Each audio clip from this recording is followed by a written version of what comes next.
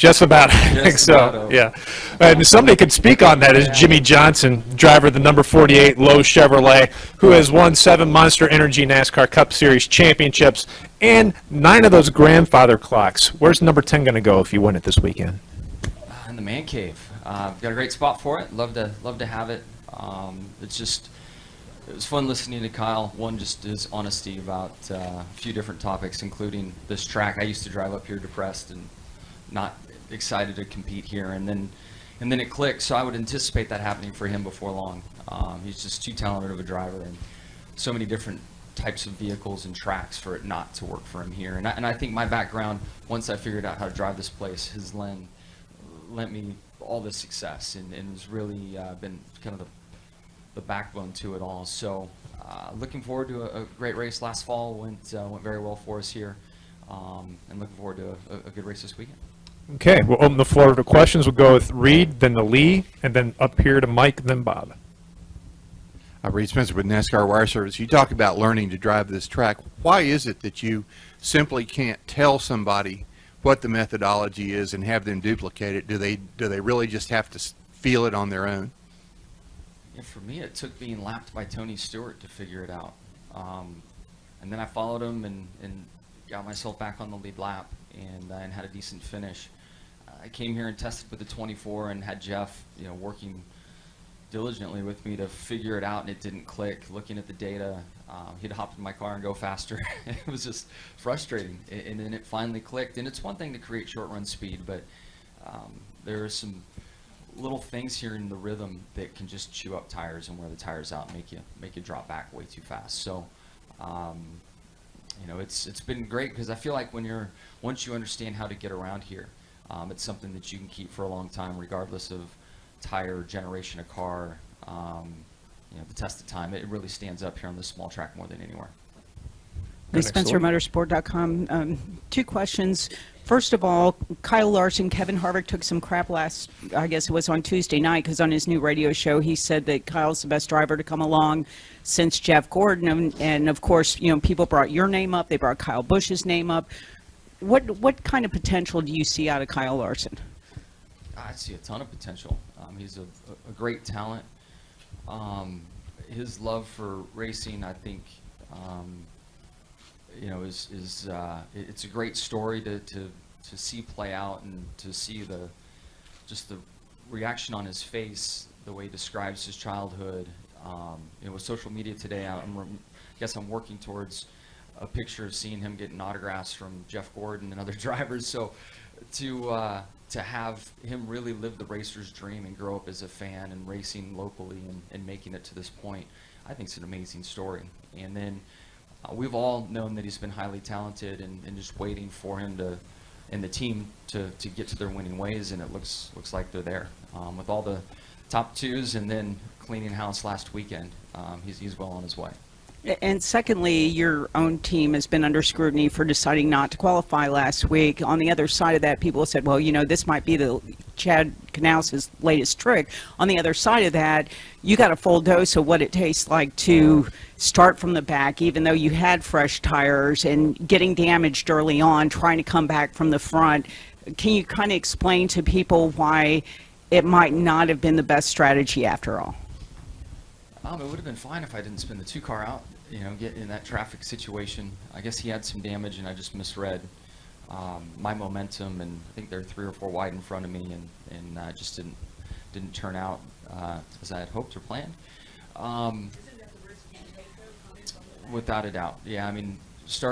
We didn't do ourselves any favors by missing qualifying. Sure, we started on stickers, but I think Logano did as well, and he got just inside the top 10. It's short-lived. You had a terrible pit stall pick. You take that risk of coming through the field, on and on. So hopefully this weekend goes much smoother than last, and we're not put in that position. So we're just on to the next one, I guess. Yeah. Okay, we're going to go to Mike, then to Bob, then to Kenny, and then to Vaughn. Mike Embry, USA Today. We've had some sort of surprise winners so far, and we've had some people who normally win a lot who surprisingly have not won. Not to point out any particular people, but what's going on, and how do you stand on that that progress line? Yeah, progress line. I mean, I feel like our cars are in good shape. You know, we always want to be better.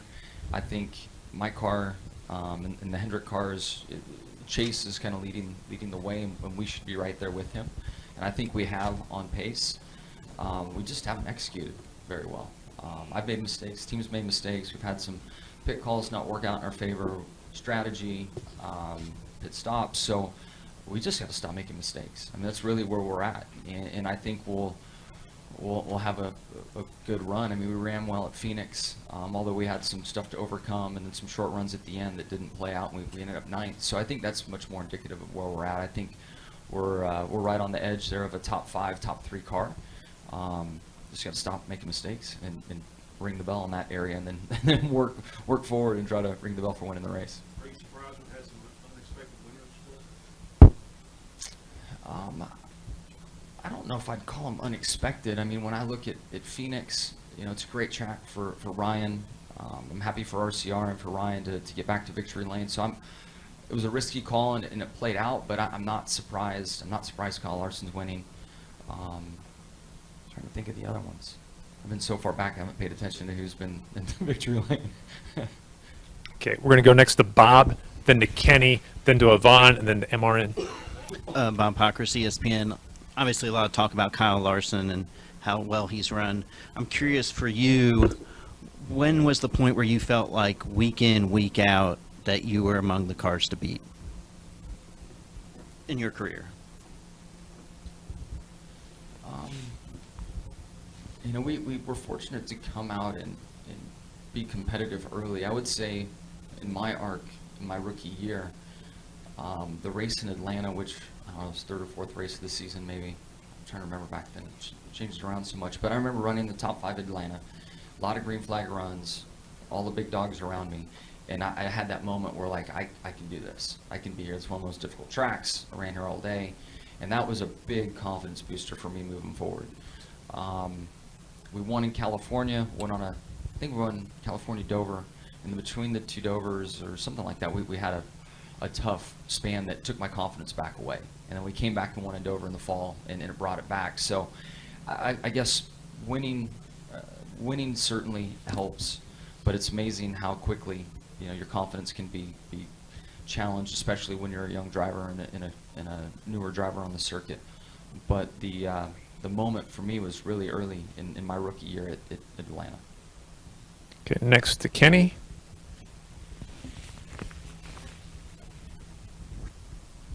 Kenny Bruce with NASCAR.com. Jimmy, you as a driver and the 48 team, you guys have always, when you look back at your championships, every year coming out of that, I wondered, was like, do they have kind of a hangover because they won the championship and it takes them a little while to get going? But even with rule changes, car of tomorrow, Gen 6 cars, and everything that's come up, you guys typically, by the 12th race of the year, you've won. You know, I think you won here was your first win in one of those seasons. You've gone 4, 8, but 12's been the longest. Do you get tired of people asking you guys, you know, what's wrong with the 48 team when you guys are running as well? Maybe not, you don't have the wins, but you run as well as you have in the past, or do you feel like you guys aren't running as well? No, I don't mind the questions. I mean, they're rightfully asked. I mean, I think the overreaction on either side is very amusing. So if we're not winning, how big of a deal some make of it, and then when we win, how big of a deal some make of it. I mean, I think our history shows that we can rebound quickly, and you know, we've unfortunately had slow summers through our existence. You know, there's a few dynamics there that are pretty darn predictable, even though we try to change them, especially that summer slump. So I guess I don't mind the questions, and every driver has a question. If you haven't won, why aren't you winning? If you've won, can you do it again? I mean, everybody has a question, and I'm so fortunate my career has shifted in a way to where it's, you know, there are high expectations that come with it, and I'll gladly take that than a lot of shoes that other drivers are sitting in. So I don't mind that. I just find it amusing, the overreaction, good and bad. You also said that you guys and yourself too, you have to stop making mistakes. I think some people would find it hard to believe that somebody that's won 80 races and 7 championships is still out there making mistakes. I mean, are these things that you've not done before or surprising to you and you just haven't adapted to it? Or I mean, what causes those mistakes, I guess? It's just tough to be at 100%. You know, you think about life and how many times our wives remind us we made the same mistake again, or whatever it might be. I don't know. In your personal life, you constantly do things and have habits and tendencies that create whatever it does. I have habits and tendencies in a race car and mistakes that I make. It's easy to try too hard in our cars. I think in an open wheel vehicle, from the driver's perspective, you're usually rewarded for overdriving the car. NASCAR vehicles, not the case. You know, it's our fear factor is usually way above the grip factor and of the car and the tires. So it's easy for me to get sucked into trying harder and making mistakes. And when you're not going forward to say, all right, let's back off 10% and the car will go faster, it's like the last thing you could ever imagine working or happening. So, you know, it's tough. And the competition in this garage area, and then the format, and the fact that there are points and the rhythm of the race with stages. There's like 3 short races now, and there's a reward at the end of each of them. So it's easy to get sucked into an environment to make mistakes as a team and driver. And as odd as it may sound, I think we're guilty. We're really guilty of that right now, and we've got to dial that in. Okay, we're going to come to the left side of the room to Yvonne, and then to Robbie, and then to Jared, and then to Matt. Yvonne Jones, Kicking the Tires. I have quite a few clock questions, but I want to ask you about, in the off-season, you gave away clock number 9 to Bruton Smith. Can you tell us how that came about and why number 9?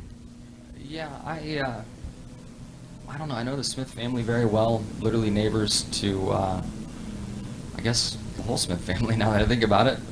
One might be across the neighborhood, but 3 of the 4 that I'm speaking of just were right in the same immediate area. Know them all very well. I was trick-or-treating with Bruton's son Scott and his family, my family, and ended up talking to him on the phone and wishing him, you know, a happy Halloween and just saying some, you know, hellos and friendly stuff like that. And I could tell in his voice that he really, really liked the Martinsville clock and the fact that we won our 9th. And it just dawned on me. I'm like, this man, I think he'd really appreciate having this trophy in his house. So I asked him if he ever had a clock or had a driver give him one, and he said no. And I said, well, let me be the first. It'd be an honor to give you that trophy. And not long after, once the trophy was built and put together, we were able to take it to his house, put it in his foyer at his home, and just have a cool moment. So I'm just very appreciative for what he has done for our sport. All of us know, but I think when we look back at the history of our sport, he's mentioned later in the conversation, but he's very much one of the reasons why our sport's where it is today, with his vision of motorsports and his love of motorsports. Jimmy, would you say that number 9 was most special for you since it got you in the championship round? Yeah, I don't know, I'm trying to relive them. The one with the plane crash sticks out. Definitely not from a special standpoint, but just as far as so vivid in my mind. And knowing that I've won on the day that we lost so many. You know, winning in Martinsville really set us up last year to go on and win the chase, and started a fun and very meaningful journey in remembering those on the airplane, especially Ricky Hendrick, and led us to that championship. So I guess from a positive, upbeat standpoint, yes. But the vivid one in my mind is still that. It was a day kind of like today, where it was just overcast and rainy, and we ended up winning. So I can't get that one out of my head. Okay, we're going to go next here to Robbie, then to Jared, and then we'll close out with Matt. Robbie Mays, MRN. Jimmy, next week, Texas Motor Speedway, a little bit different than when you guys were there in the fall. Have you talked to anybody about what to expect next week? Have you been out there? Have you seen the track? What are your thoughts going to next week's race? I saw something online with Chris Buescher driving a pace car, something around the track, and 3 and 4 looks like I would expect, but 1 and 2 has changed quite a bit. And after watching, I'm excited. I'm not sure where we'll run and why we will run there, but it's a much different turns 1 and 2, and I think brings some fun excitement to that track. Obviously, with our success there, I hate to see it repaved and I hate to see all the bumps gone and all that went with it. Worked so well for us, but I'm excited to get there next week and see what it kind of provides for us. Yeah, Jared Trotter, Edge Set Marketing. Jimmie, as someone who has won, a lot of 500 and 600 mile events, is there a secret? What's the key to doing that and your success in those kind of races? And then I had just one quick follow-up. Yeah, there's a flow to those races, and I think that stage racing is really changing that. There's a rhythm of all the vehicles on track and strengths that cars have, which lead the team to pitch you at certain times and to kind of steer the race in a way to benefit you and from a strategy standpoint. And with the stage racing, that's Chad and I were just talking about this the other day. That opportunity doesn't exist. I mean, you have a run and a half, a break, a run and a half, a break, generally speaking, and then maybe 2 stops at the end, where you have a chance to run out the fuel in the car and see who has short run speed versus long run speed, and when to pit and how to play that game. So it's changed things a lot, and that flow that we've been so accustomed to and that we've been really able to take advantage of doesn't seem to be there. It's like 3 short races right now. And my follow-up was actually about stage racing. Looking ahead to the road courses and Sonoma in particular, as crazy as the road course races have been in recent years, how do you anticipate stage racing perhaps making it even crazier? The tracks where there's a lot of cautions, the stage endings another caution, and I don't think it has as big of an impact. But tracks where we would typically have a lot of green flag runs and you can develop that rhythm, that's where you'll see the biggest impact. So we typically do have a green flag stop at Sonoma, so I think it will adjust the flow. But at the end, it's going to be a slugfest as always. Okay, we'll close it out here with Matt. Matt Weaver, AutoWeek.com here in the back, Jimmie. Sometimes late in these races, you could have a really good car, you could have the team to beat, but you could be at the whim of bad luck because you're forced to start on the outside. The late model race here every year has a choose cone where you can choose either the bottom or the top. Is that something you would like to see implemented for cup races at short tracks like Martinsville, Bristol? The leader gets his choice. And I guess I've never raced with a choose cone, but I would imagine you'd have 40 deep on the inside lane if that was the case here. And I don't know how they regulate it, but I don't know. Certainly worth looking at. It seems that we're looking at anything and everything these days. But with all that being said, I lost a race to Tony Stewart when we restarted on the outside. I led most of the day and thought I had the thing in the bag, and he rallied around the outside and got the job done. So the year he went on to win the championship. I don't know. I haven't put much thought into it. We're in such a rhythm of the way things exist now, and trying to figure out how to get down, or at some tracks how to start in the outside lane, whatever it might be. That I guess I'd have to look into it to give you a real answer on it. Yeah, basically what you would see is like the first 5 or 6 would all choose the bottom, but you have that guy who's like, you know what, maybe I can start second and pick 1 or 2 off on the restart, and that's kind of the strategy there. Interesting for sure. I guess I need to dig in and look a little more into it. I'm not real familiar with it, but man, to be 5th or 6th in line and get a shot at the front row would definitely make things interesting. Well, Jimmie, we're now going to choose to let you go so you can get ready for Monster Energy NASCAR Cup Series practice. Good luck this weekend. Thank you, everybody.